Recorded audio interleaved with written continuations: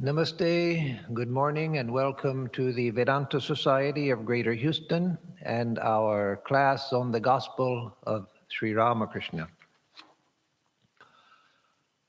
Om Sarva Jiva Papanasha Karanam Bhaveshwaram Swikritang cha garbhavasa deha pashamidrisham Yapitam swalilaya cha yena divya jivanam Yapitam swalilaya cha yena divya jivanam Tannamami Deva Deva Ramakrishna Mishwaram Om Shri Vivekanandari Satchishya Supujitaya Shri Sharada Devya Virata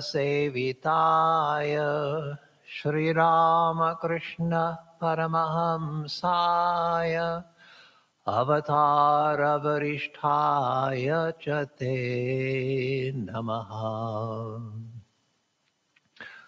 We salute Sri Ramakrishna, God of gods and Lord of existence, who of his own free will took on human birth and lived a luminous life of divine play for the destruction of human ills.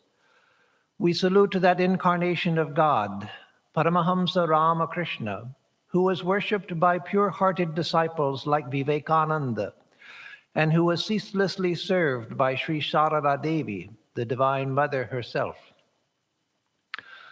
Om Tavakatamritam Tapta Jivanam Kavibhiriditam Kalmashapaham Shravanamangalam Shrimadattatam Bhuvi Grinanti Ye Bhurida Janaah. O Lord, your nectar-like words are praised by the wise and full of auspiciousness. They destroy the curse of evil, bring good to those who hear them, and bring new life to those who are scorched by the ills of worldly existence. Magnanimous indeed are they who spread your message. Om Shanti Shanti Shanti Hari Om Tat Sat. Om peace, peace, peace be unto us all.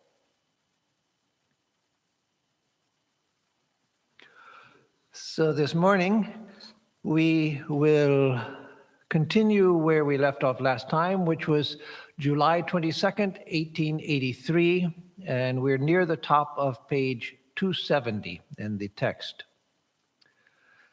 It was 3 or 4 o'clock in the afternoon. M found Sri Ramakrishna seated on the couch in an abstracted mood. After some time, he heard him talking to the Divine Mother. The Master said, "O Mother, why hast thou given him only a particle?" Remaining silent a few moments, he added, "I understand it, Mother. That little bit will be enough for him and will serve thy purpose. That little bit will enable him to teach people." Did the Master thus transmit spiritual powers to his disciples? Did he thus come to know that his disciples after him would go out into the world as teachers of men? So here, as so often, you find Sri Ramakrishna engaged in talking to the Divine Mother. He taught his disciples, and through them he taught us. That itself is a wonderful spiritual practice. He says over and over again, speak to God, learn to talk to God. And so talking to God is prayer. And prayer is of various kinds, but basically prayer is talking to God, a conversation to God. And so Sri Ramakrishna wasn't practicing. This wasn't a practice, this was his natural state. For him, he was actually talking to God. He wasn't trying to think of something to say, imagining that the Divine Mother was there. and then carrying on a dialogue as if. For him, it was reality. He was in an ecstatic state, as so often in this moment here, half conscious, that is, more conscious of the Divine Mother than the world, but enough conscious of the world that he could still speak. Obviously, there were times when his mind was so absorbed that speech itself disappeared. The thought itself disappeared. There was just pure consciousness. But here he was able to speak and converse and question the Divine Mother. So he's asking here that, Mother, why have you given him only a bit? That is, a bit of spiritual knowledge and spiritual power. So it doesn't say who he's speaking of, but one could guess that perhaps he was speaking about M himself, because M was the one who Sri Ramakrishna knew was recording his talks. In fact, in 1971, on my first trip to India, we first went to the Mumbai ashram in Kar, Mumbai. And at that time, there was an old Swami who had retired, long retired, and was living in Mumbai. His name was Swami Deshikananda. He gave me a beautiful book that he wrote, which I am very sorry I no longer have. When I moved to India to go to the training center and ended up staying for 7 years, I had left it behind in Ganges Town, Michigan, and when I came back, all of the things I had left behind had disappeared. Not people stealing them, but they just got mixed in with everything else, and so I never found that or other things I had left behind. But it was a book on japa. Anyway, that's beside the point here. The reason I bring him up is that he told me that he had written Swami Deshikananda told me that he had written his reminiscences of Master Mahashoy, of M, the recorder of the gospel.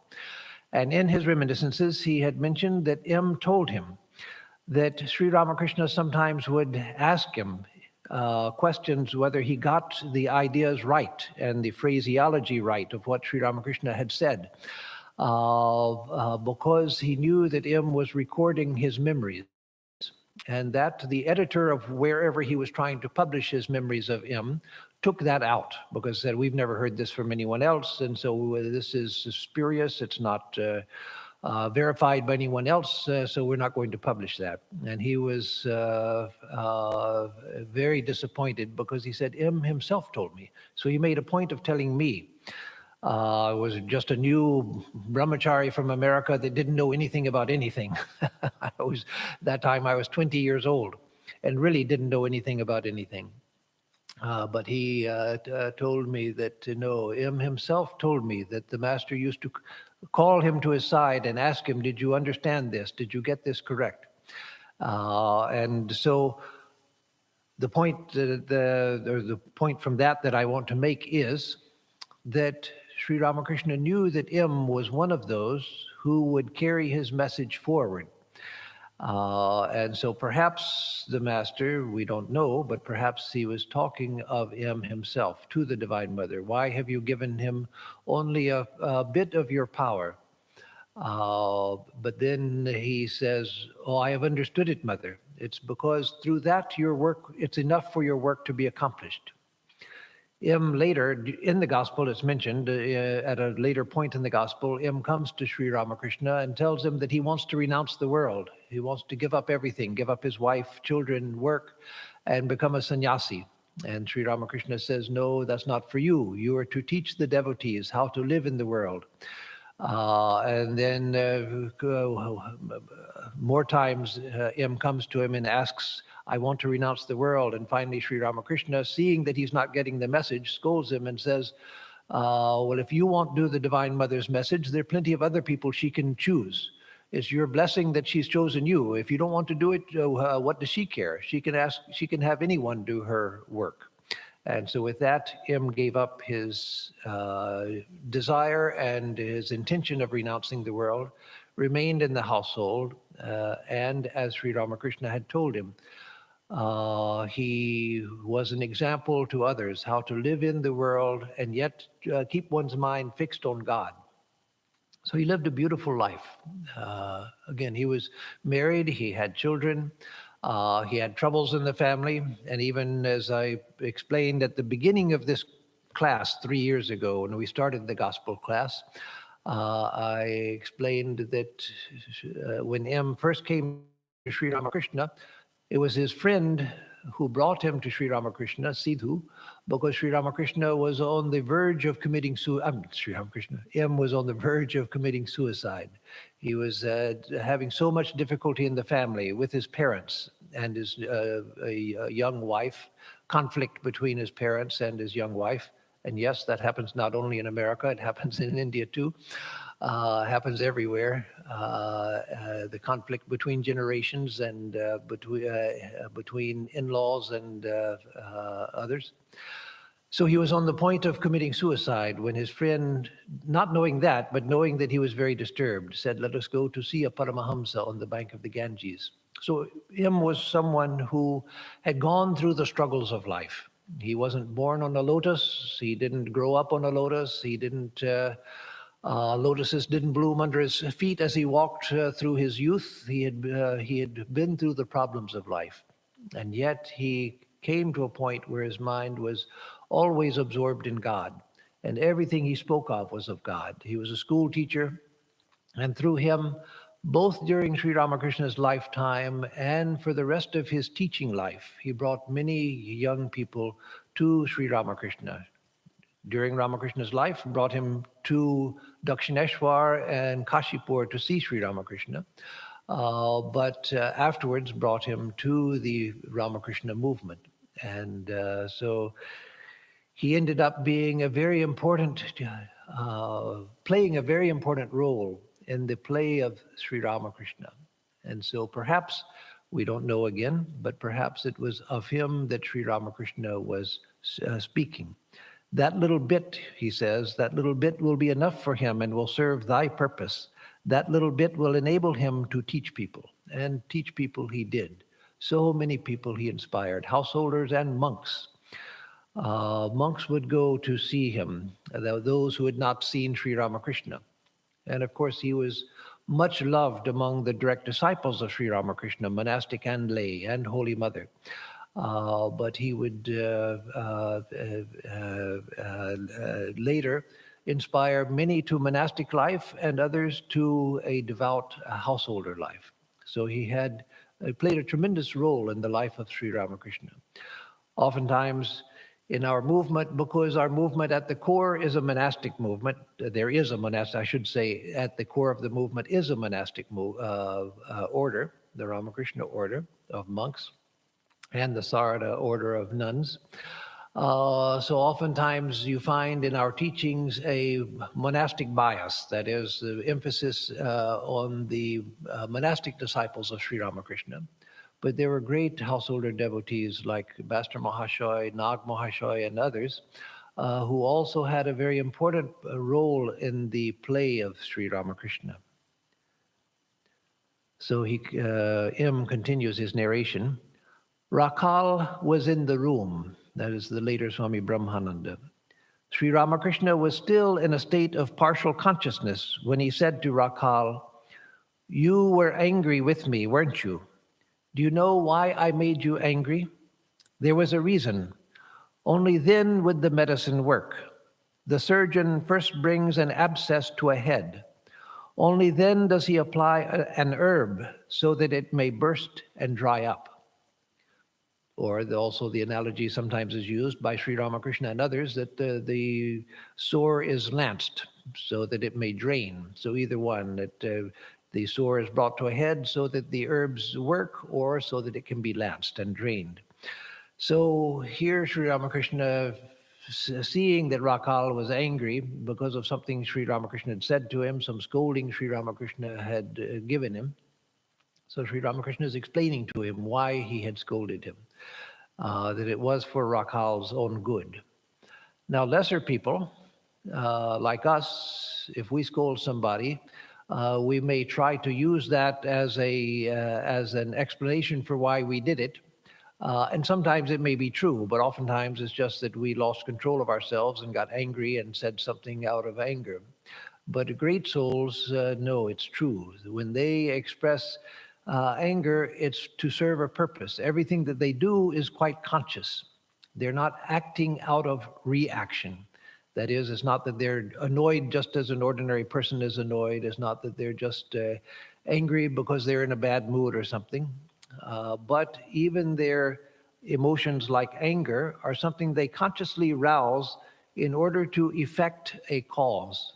And so Sri Ramakrishna is explaining that that's why I scolded you. I had to bring the situation to a head so that the medicine would work.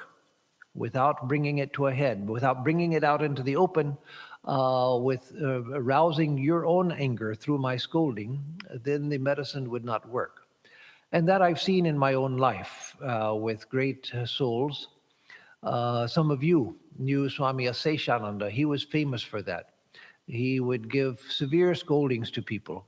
And yet people who knew him, they valued his scoldings deeply. And I still remember the scoldings I received from great souls as some of the transformative moments in my own life, when they shouted at me and said something very strongly, which at the time hurt deeply. But then I found that it removed something. It removed a tendency that I had. Just to give one example, so it's not purely abstract. Once there was the great Gopesh Maharaj, Swami Saradeshanandaji. I had met him in Vrindavan in 1971, a disciple of Holy Mother, very close to Holy Mother, he was. And then when I was in training center in 1976, my second year, he came to Bellarmat and spent a couple of months there at Bellarmat. And so I would go to see him almost daily. And as I've said elsewhere, some of you have heard me say in my reminiscences of him, that I would go just watch him walk, pace up and down in the courtyard in front of the VIP quarters, the trustee building as it's called nowadays. Just because to see him walk was a spiritual experience, just to see the beauty of whatever it was radiating out from him, nothing visible, but just a feeling that one got just by looking at him. And so one night I had gone to him after supper, and a couple of other brahmacharis had gone with me, a couple of other American brahmacharis who were also in a training center. And so we were standing by his bedside, and he asked a question, and I answered it. And he looked at me and said, "Not you, I'm asking him." But he said it so fiercely, it shook me through and through. But in the moment, of course, it hurt. But afterwards, I realized that, yes, I always have a tendency to push myself forward and to enter into the center of attention. And that removed that tendency, that feeling that that need for attention, that need for someone to pay attention to me. It took that away. And so I'm forever grateful for that. And as I said, Swami Aseshananda used to scold regularly people, and people who would go from all over the country to stay with him for a few days in Portland. They would come back disappointed if they didn't get a scolding from Swami Aseshananda. And people would compare notes about what scolding they had received and for what they had received it. So not everybody appreciated it. Of course, some people didn't like it. And some people he never scolded because he knew who could take it and who couldn't take it. But his main way of teaching was by scolding. And I've seen situations in Portland.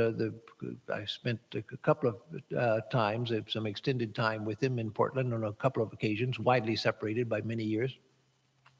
And I've seen situations where he was scolding somebody, and the person knew Swami Aseshananda, and though he was scolding severely, the person didn't take it seriously and started giggling or something.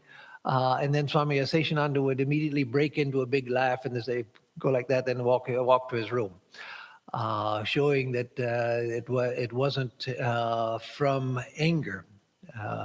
But anyway, so Sri Ramakrishna here is telling Rakhal that you got angry, but there's a reason why I did that. After a pause, Sri Ramakrishna went on, Yes, I have found Hazra to be like a piece of dry wood.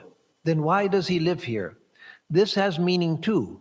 The play is enlivened by the presence of troublemakers like Jotila and Kutila. So here Hazra is a relative of Sri Ramakrishna, a cousin, I think it was. I forget the exact relationship, but I believe it was a cousin of some sort. And spent in the Sri Ramakrishna's later years, he spent time at the Dakshineshwar temple, lived there much of his time, though his village was in Sihor, where Ramakrishna's mother was from, near Karmarpukur. And so Hazara was one of those characters who really did add a lot of spice to the life of Sri Ramakrishna. He was a real character. He was a grand hypocrite and someone who himself was always trying to attract attention and was trying to make people think that he was a great sadhaka and so forth. And so Sri Ramakrishna, one thing he couldn't bear was hypocrisy. Almost anything else he could forgive, but hypocrisy was something that he found a type of crookedness which brings hypocrisy that he couldn't bear. And so Hazara was extremely hypocritical. And so Sri Ramakrishna here is saying that he's like a piece of dry wood. What does that mean? There's no devotion in him. If you squeeze a green plant, you get some juice. But a piece of dry wood, there's no juice at all in it, no bhakti, no love, no devotion in it whatsoever. So he was like a piece of dry wood, no higher emotions whatsoever. But then he says, but his being here also serves a purpose. And that is that without Jotila and Kutila, two ruffians in the life of Sri Chaitanya Mahaprabhu, the incarnation who lived in Bengal and later in Orissa, in Puri, that Sri Ramakrishna refers to often, and who is very major figure in the spiritual life of Bengal and Eastern India in general. So Sri Ramakrishna says, like Jotila and Kutila, they brought a dimension to the play of Sri Chaitanya that allowed for the manifestation of special circumstances and occasions for teaching and for learning and for illustrating the truths, and also just for entertainment. And so Hazra was like that. He's lovable because he was such a character. Not because he was a great character, but because he was a character in the usual sense of the term. So after a pause, to M. One must accept the forms of God. Do you know the meaning of the image of Jagadhatri? She is the bearer of the universe. Without her support and protection, the universe would fall from its place and be destroyed. The Divine Mother, Jagadhatri, reveals herself in the heart of one who can control the mind, which may be compared to an elephant. So here, when M first met Sri Ramakrishna asked him, do you prefer to think of God with form or without form? And M, being Western educated in Calcutta, but in the British system established in India at that time, he said, I prefer to think of God without form.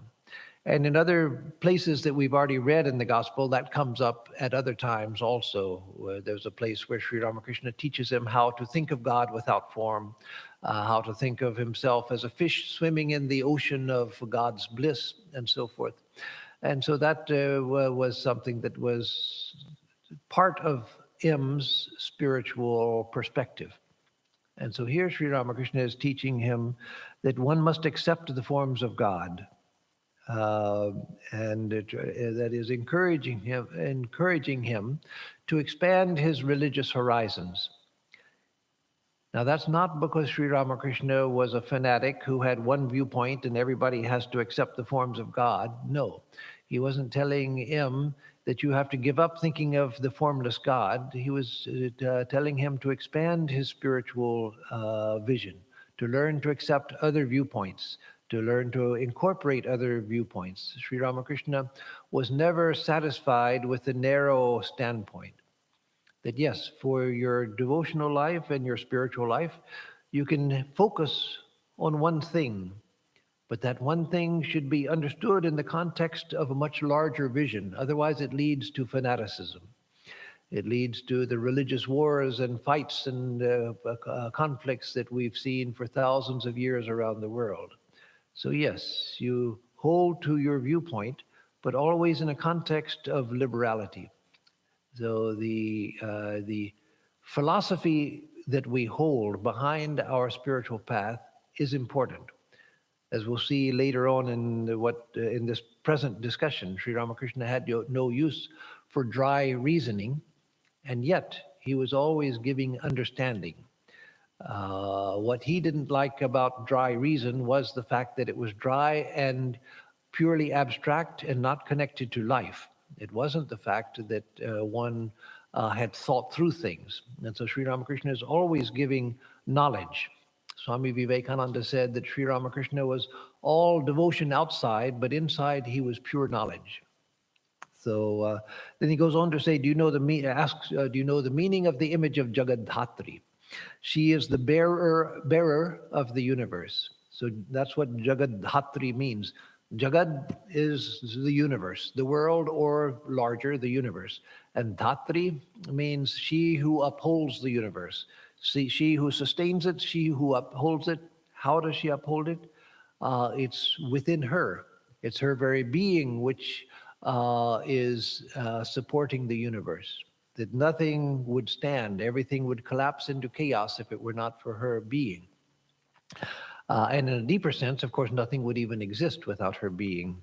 But in a more relative perspective, it's her being which supports everything. Everything that we see is hanging within her being. And so she is the bearer of the universe. Without her support and protection, the universe would fall from its place and be destroyed. Yes, there would be nothing without her. The Divine Mother Jagadhatri reveals herself in the heart of one who can control the mind, which may be compared to an elephant. And let me read the next line. Rakhal says, the mind is a mad elephant. So in the image of Jagadhatri, there is an elephant. Well, let me read the further line. The Master says, therefore the lion, the carrier of the Divine Mother, keeps the elephant, under control. So the elephant in the image of Jagadhatri symbolizes the mind, because the mind is like a mad elephant. A mad elephant rushes headlong into everything. And so our mind is uncontrolled and uncontrollable and extremely stubborn. It rushes into everything, as the saying goes. What is it that men rush in where angels fear to tread, or fools rush in where angels fear to tread? The mind is the fool, which rushes in where angels fear to tread. That is, it's so stubborn. I want to do it, I'm going to do it. I don't care. I don't even think about the consequences. Something that I've done before and suffered greatly from afterwards, but still, I want to do it, I'm going to do it. It doesn't matter if the consequences come later and I suffer. Later, when I suffer, I think, why did I do that? I've done this so many times, and I get the same result, the same misery. Then again, the stimulation comes, and again, no, I'm going to do it. I'm going to rush in like a mad elephant. So the mind is compared to an elephant, which is uncontrollable. Even a horse you can control somehow, and smaller animals, a dog or something, you can bring them more easily under control. But an elephant, how are you going to control an elephant? And so Jagadhatri is standing on a lion, and representing her tremendous power. And so it's through the lion that the elephant of the mind is controlled. So she controls the elephant of the mind through the lion, the carrier, her vahana. It was dusk. The evening service began in the temples. Sri Ramakrishna was chanting the names of the gods and goddesses. He was seated on a small couch with folded hands and became absorbed in contemplation of the Divine Mother. The world outside was flooded with moonlight, and the devotees inside the master's room sat in silence and looked at his serene face. So again, M draws a picture for us so that we can visualize what is happening. He tells us that it's evening, the twilight has come, it's dusk, and the evening service has begun. And so we can hear, if we know what that entails, then we can hear the bell in the temple ringing as the arati light is going on, and the other arati offerings, the evening offerings are being made, the ringing of the bell, the clanging of the gong, the blowing of the conch shell, all of that. And so we can see Dakshineshwar, we can see the ambient light, we can hear the sounds coming from the temple, and see Sri Ramakrishna in his room, chanting the names of gods and goddesses. So Sri Ramakrishna would often chant different names of different gods and goddesses. And that also was because of his Catholicity. One of the delightful things about Sri Ramakrishna, which must have been true of all avatars like Jesus and so forth, but the record of other avatars is very skimpy. We don't get details of their life. And also devotees tended to portray only the divine side of them and not the human side. So Sri Ramakrishna in one place, not here, but in another place, he says that talking about some difficulty he was in, he chanted the names of Vishnu, of Shiva, of the Divine Mother, of other gods and goddesses, because he said, if one doesn't work, maybe another will work. And so that's such a human tendency. But Sri Ramakrishna was sometime in the attitude of an avatara, full of grace, full of divine wisdom, full of divine insight.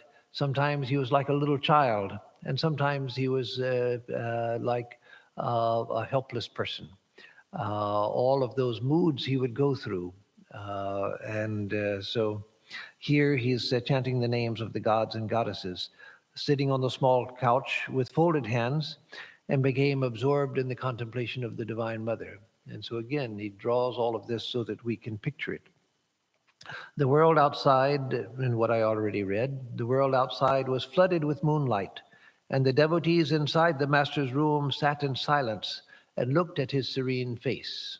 So again, he was absorbed in chanting the names of gods and goddesses, contemplating then the Divine Mother seated with his hands folded in his lap, and the devotees sitting there just enjoying the presence and the inspiring and august, awe-inspiring presence of Sri Ramakrishna. Awe-inspiring not in the sense of fear-inspiring, but awe-inspiring in the sense of uplifting. I remember, I of course never was not alive. I may be old, but I'm not old enough to have lived in the time of Sri Ramakrishna. But I remember times when seated in the presence of great souls,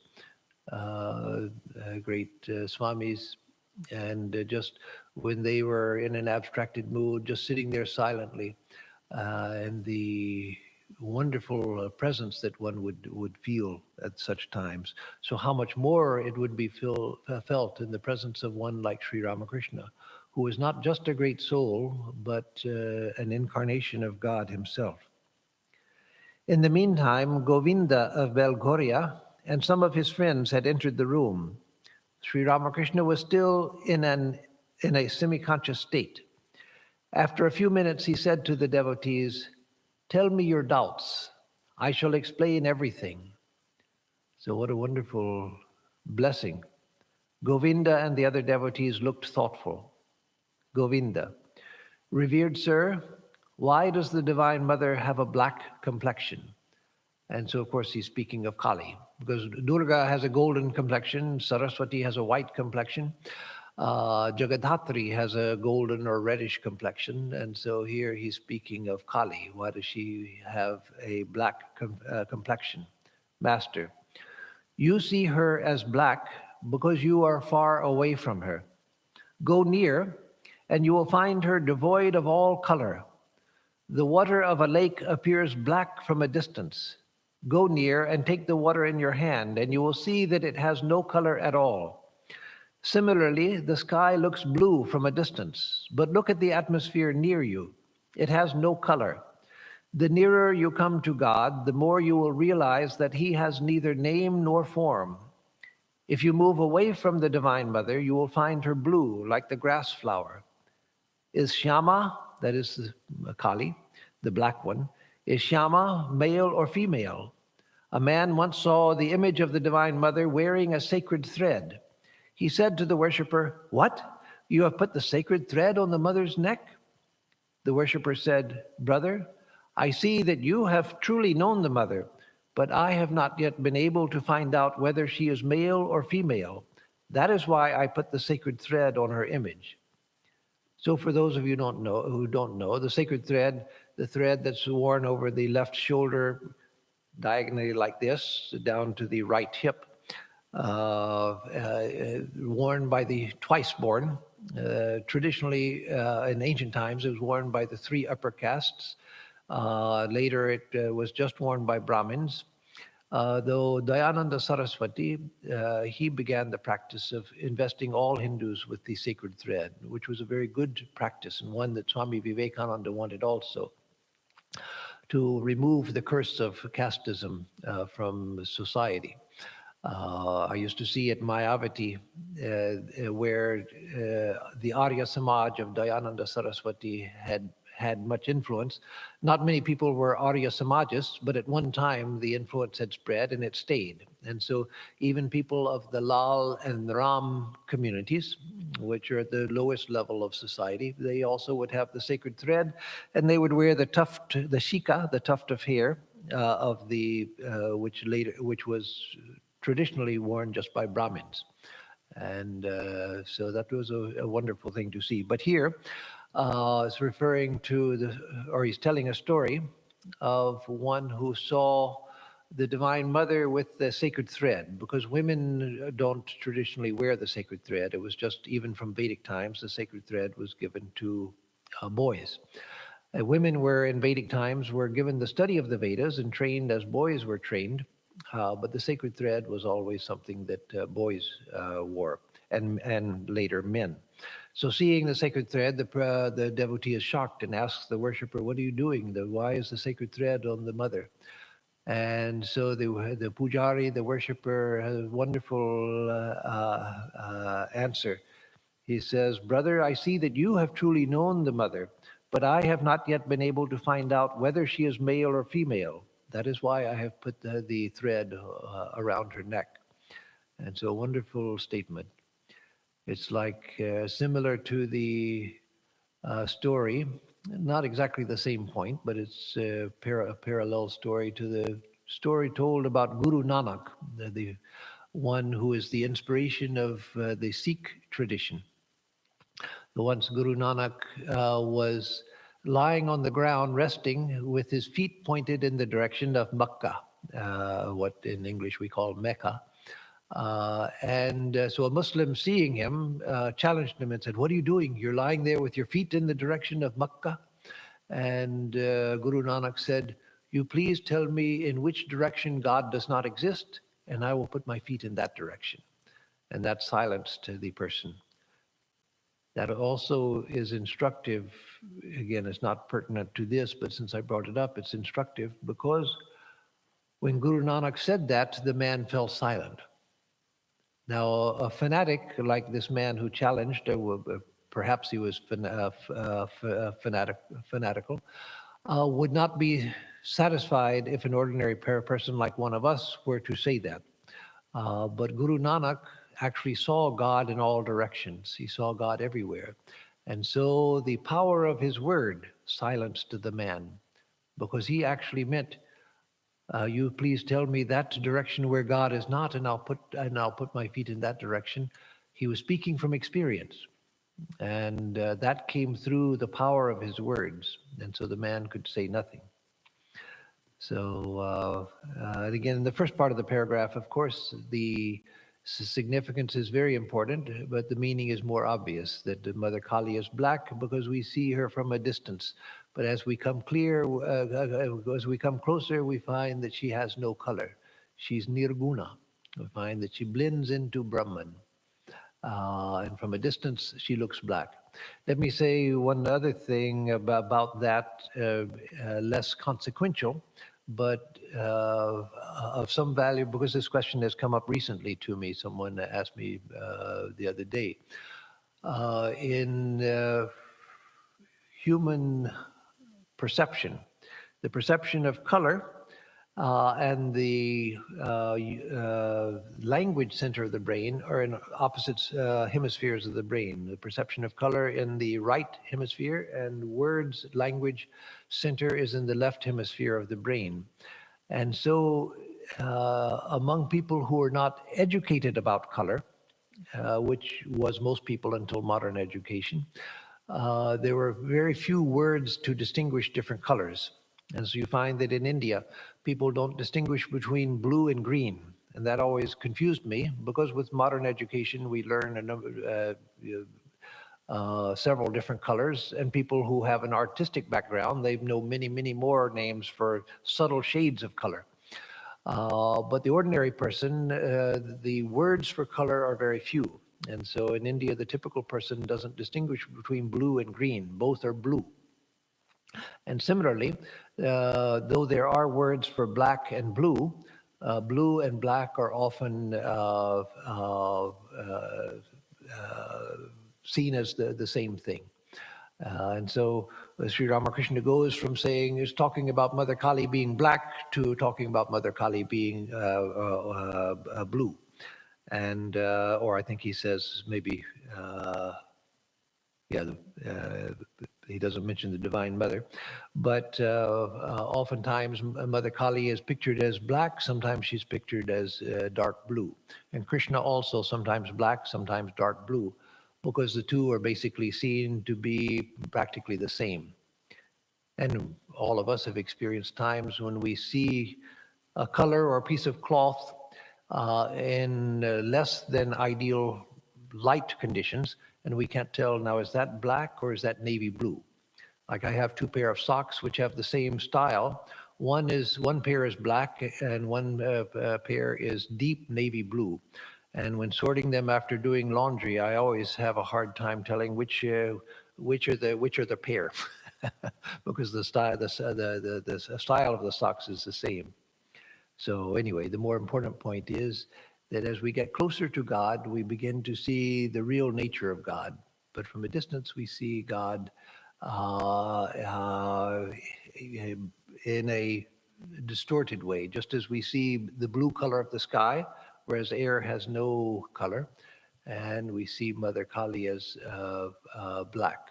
The sky at night looks black, but actually the air there also has no color. That which is Shyama, he continues, is also Brahman. That which has form, again, is without form. That which has attributes, again, has no attributes. Brahman is Shakti, Shakti is Brahman. They are not two. These are only two aspects, male and female, of the same reality: existence, knowledge, bliss, absolute. So the further we are from reality, the more diversity and the more real diversity looks, and the more distinctions we see. We can analyze anything infinitely, go on analyzing it into parts and relationships and so forth. Anything, as Swami Vivekananda says, you can take a single flower and you can spend your whole life studying that flower and finding more and more to the existence of that flower. That the simple flower begins with a particular thing, but as you analyze it, you find that it blends into the infinite. And so everything here can be analyzed infinitely, but that's because behind it is the infinite. And so Sri Ramakrishna is saying that Shama, Kali, is also Brahman. That is, Kali is God with form. the Divine Mother who appears in a particular form, but she's also the reality itself beyond all form. That which has form, again, is without form. So it's the same reality. That which has form, including even what we consider mundane forms. These also, if we had the mind to see, we would see them blending into the infinite, blending into the formless. So that which has form also is without form. That which has attributes, again, has no attributes. That is, that which has qualities, color, size, shape, and other qualities. Everything here has qualities. In fact, one of the things that the Buddhists stress is that there's nothing but qualities. Vedanta agrees up to a point. In traditional Western thought and in thought around the world. In India also, the Nyayikas and Vaisheshikas, they had the idea of substance and qualities. There's the substance, and then that substance has qualities. And so in Western thought, it was thought to be the substance and then the qualities of a thing. But the Buddha said, no, there's nothing but qualities. And Vedanta says, yes, in our present experience, they're nothing but qualities. If you take the qualities away from the book, you don't have anything that you can call the book. But Vedanta says that the substance is Brahman. The substance is transcendental.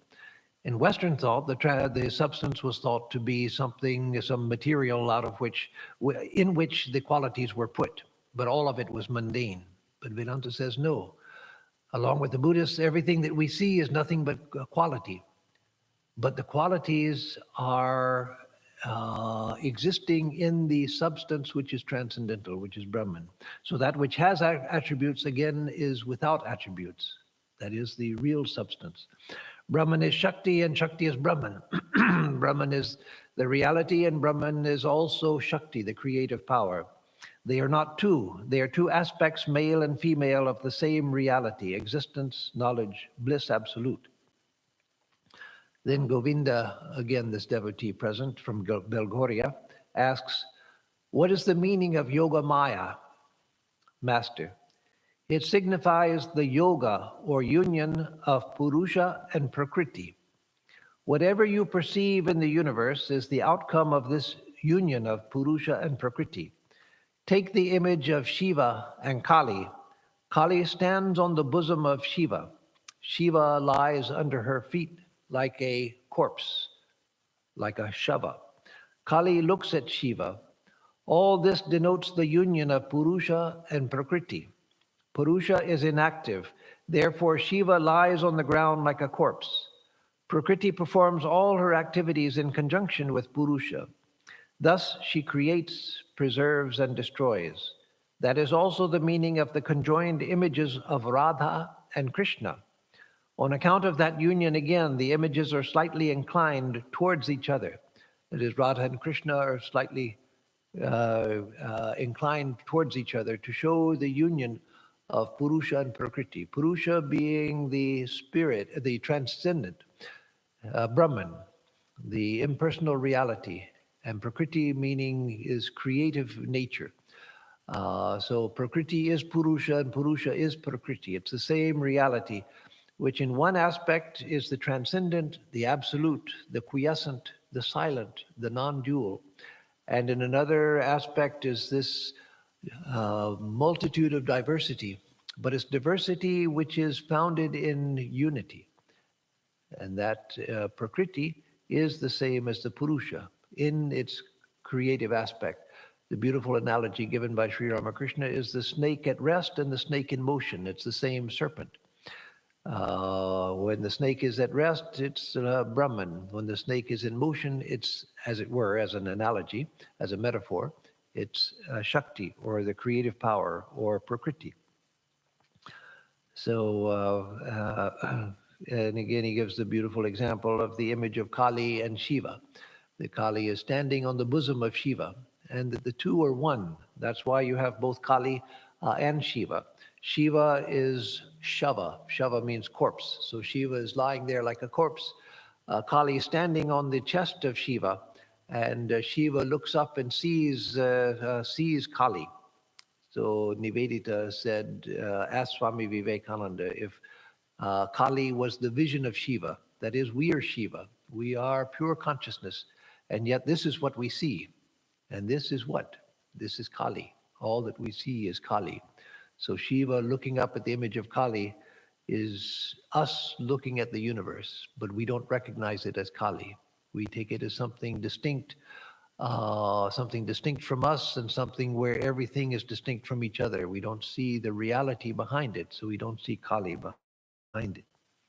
And he goes on after talking about the image of Radha and Krishna inclining towards each other, showing the union of Prakriti and Purusha, of the absolute and nature. To denote this union, Sri Krishna wears a pearl in his nose, and Radha has a blue stone in her nose. Radha has a fair complexion, bright as the pearl. Sri Krishna's is blue. For this reason, Radha wears the blue stone. Further, Krishna's apparel is yellow and Radha's blue. So that's a wonderful thing in the image of Radha Krishna, that each is mirrored in the other. Radha's complexion is white and Krishna's complexion is blue. But in Krishna's nose, he wears a white pearl. And in Radha's nose, she wears a blue pearl. Krishna wears a yellow golden dress, like the complexion of Radha, white or golden dress. And Radha wears a blue dress, like the complexion of Krishna. So again, it's not the same thing, but like the yin-yang symbol in Chinese thought, where you have the two parts, one which is black and the other which is white, but the white half of it has a black dot in the middle, and the black part has a white dot in the middle to show that yin and yang contain each other and are constantly changing into each other because they're the same basic thing. And so, again, that's not speaking of the transcendent or anything like that. It's just talking about forces within nature. But with Radha and Krishna, it's a beautiful image where the Purusha and Prakriti are shown as mirroring each other, that one contains the other. Radha contains Krishna and Krishna contains Radha. So let's see. I'll stop here because we don't have time to complete the day. And so let me stop at this point, and we'll continue from here next week.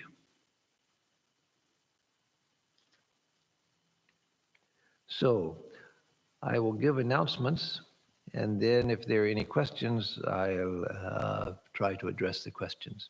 So for announcements, on Thursday, we'll have our usual, no, this is Thursday. On Sunday, we'll have our usual lecture.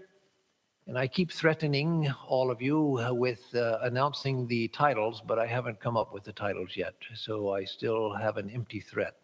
But this part of the threat is true, that I will speak on Sunday. And I don't know on what yet, but I'll speak on something, and we will get the announcement out before Sunday. That I will promise, if God willing, I should say. And so there will be a service on Sunday morning at 11 o'clock, live streamed. On Tuesday, we will have the Upanishad class, continuing with the Isha Upanishad. We did the first 4 verses 2 days ago. And next Tuesday, we'll continue from there, starting with verse 5. And next Thursday, we'll continue the gospel class. So through April, we will have the regular classes and lectures. There shouldn't be any exception to that. No expected exception to that. And let me again start mentioning that we are hoping to open for in-person classes by June. The vaccination is going well. They say that they expect within 50 days that there will be, if people continue receiving the vaccination, though there are many people refusing to receive it, but if people continue to receive it at the present rate, within 50 days there should be herd immunity. And so hoping for that. If that's the case, then in June we will open for in-person classes.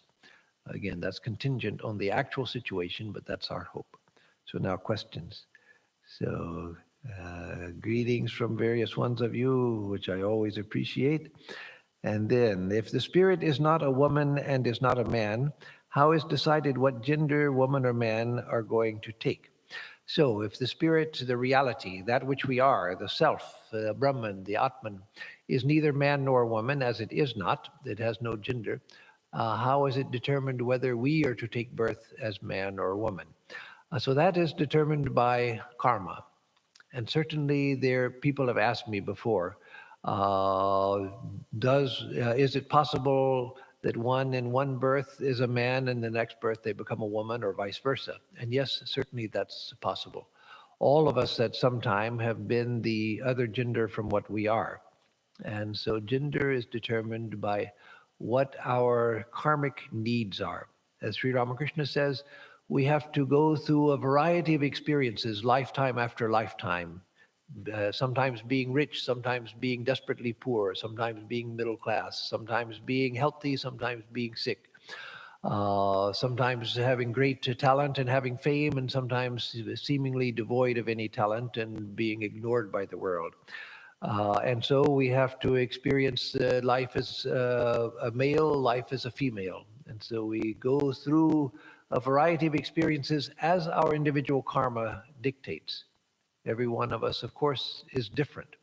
And the path of each one of us is different, just as the proverbial fingerprint or the proverbial snowflake is unique. And so the course of our karma and rebirth can't be predicted. It could be if we, like someone like Sri Ramakrishna, he could see the past and the future of his disciples. But that was because he could see the cosmic mind. And from the standpoint of the cosmic mind, he could see the expanse of time. But we can't predict that, ordinary people. But what we can understand is that we have to go through a variety of experiences in order to come to the truth. And one of the sad things in human history has been the inferior place that women have been relegated to. But today that is changing. Not changed completely, as many people's experience tells us, but it is changing. So much so that Swami Vivekananda once said that if I have to come back again, I may choose to come, because Sri Ramakrishna told him he would have to come back again. Not like us because of past karma, but because he has a divine mission to fulfill. So Swamiji said, if I have to come back again, I may choose to come back as a woman, because the future is the age of woman. So in Sri Ramakrishna's life, Holy Mother's life, in Swami Vivekananda's teaching, we find that there was no distinction made between the spiritual capacity of men and women. Traditionally, it was believed that the highest knowledge of the Absolute, that was for men. Women's path was simple devotion, that is, to be in a humble position and practice simple devotion. Strange thing with that is that the first recorded experience of the non-dual experience was that of a woman in the Vedas, the Devi Suktam, where Vak Devi, a woman, a rishi, a sage named Vak, a woman, had the first recorded experience of the non-dual reality.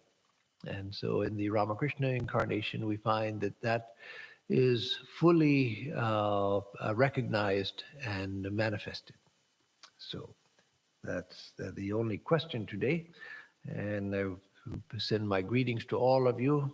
And we will be back here on Sunday morning at 11. So let me give a closing chant. Om Niranjanam Nityam Anantarupam Bhaktanukampadhrita Vigraham Vai Ishavataram Parameshamidhyam Tam Ramakrishnam Shirasa Namamaha. We bow in adoration to Sri Ramakrishna, who is stainless, eternal, infinite, the worshipful Supreme Lord who took birth out of compassion for all. Om Shanti Shanti Shanti. Hari Om Tat Sat. Om, peace, peace, peace be unto us all.